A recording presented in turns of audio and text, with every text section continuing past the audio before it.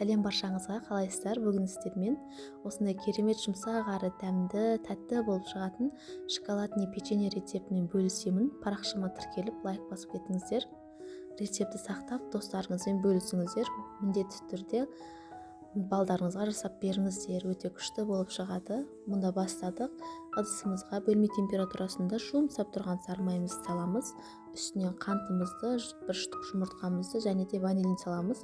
Салмасаңыздар да болады, міндетті емес. Венчиктің көмегімен біркелкі етіп араластырып аламыз. Кішкене қант ерігенше. Енді үстінен ұнмен разрыхлителді араластырып алып саламыз. Оны міндетті түрде електен шығарып аламыз. Лопатаның көмегімен біркелкі болғанға дейін осылай араластырып аласыздар.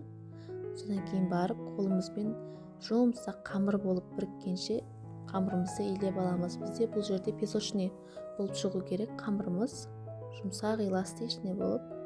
Біздің почти қамырымыз дайын болды. Қараңыздар, енді үстіне 100 грамм глазур шоколадын саламыз. Немесе басқа шоколад салсаңыздар да болады. Осы шоколад түрін кондитерский магазиндерден алсаңыздар болады. Өте арзан тұрады. Шоколадтарға, торттарға, пирогтарға, үстіне сәндегенге, жаңағы кекс пісірген кезде өте күшті кетеді. Осы шоколадты алып қойсаңыздар болады. Біздің қамырымыз дайын болды. Міне осылай жұмсақ, қолға жабыспайтын қамыр болу керек бізде. Енді столымызға алып, қолымызбен осылай ұзыншақ тәрізді етіп жасап аламыз. Және де бұл жерде таразының көмегімен бірдей етіп кесіп алсаңыздар да болады, немесе көздеріңіздің мөлшерімен осылай 10-12 штукқа бөліп аласыздар.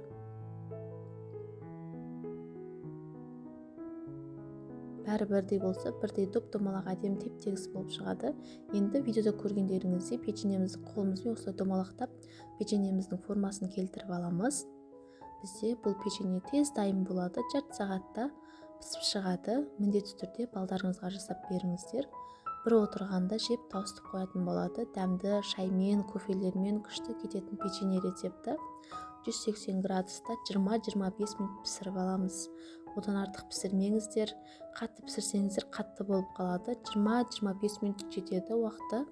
Сол кезде біздің печеньеміз жұмсақ болып шығады.